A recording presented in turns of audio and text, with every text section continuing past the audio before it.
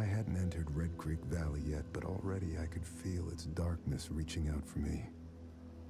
Finding Ethan Carter wasn't going to be as easy as knocking on his door. I was too late for that. To find Ethan, I had to figure out what this place was trying to hide from me. The Vanishing of Ethan Carter begins with an on-screen message telling you that this is a narrative experience that will not hold your hand.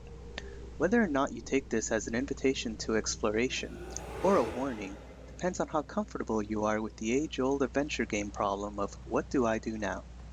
As someone who can be easily frustrated by a lack of direction, I was glad that the environment in this game is as gorgeous as it is. Inspired by the attention paid to indie darlings like Dear Esther or Gone Home, Polish studio The Astronauts really invested in making the mostly forested setting artistically polished and realistically diverse. Thankfully, they also had the foresight to allow you to run through it with unlimited stamina.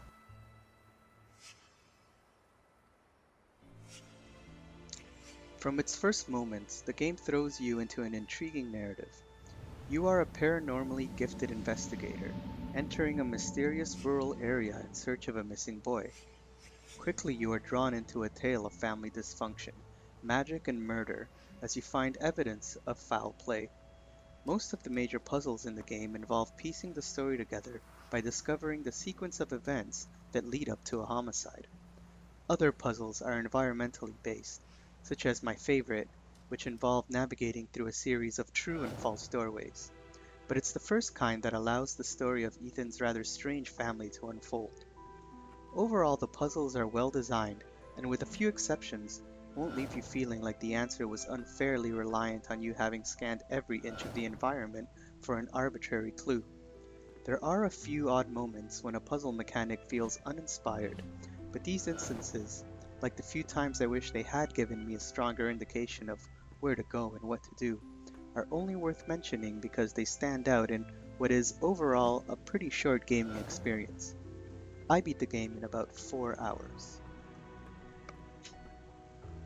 The story of Ethan Carter takes a lot of inspiration from what you could call the literature of the fantastic.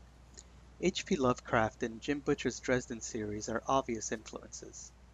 The charm of the game lies in its surprising and sophisticated application of ideas familiar to horror and science fiction fans.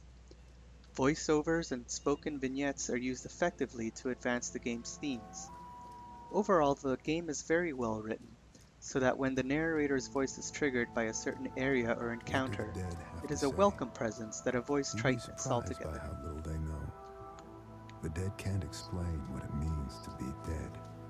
They walk down stairs that disappear beneath their feet, headed for some bright blade of memory they'll never reach. I have a feeling that this game is going to get a lot of year-end kind of attention, and that has to do with what I'm sure will be considered a controversial ending. Without giving too much away, I will say that if there's a video game equivalent to Oscar bait, this is probably it. While the story doesn't go as far as to use the "it was all a dream" trope, it does use a comparable twist. Not one that you couldn't have seen coming either, on reflection. It's not just that I feel disappointed anytime I become invested in a narrative reality, only to have it switched out for something that is supposed to feel realer. My main complaint is that it would have been even more impressive if the game had managed to get its point across without using such tricks. But that's not to say that the ending doesn't work.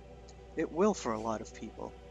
And even if it's not what I would have preferred, the execution still speaks to the meticulous care that was taken in developing just about every aspect of this game. Travis, close your eyes.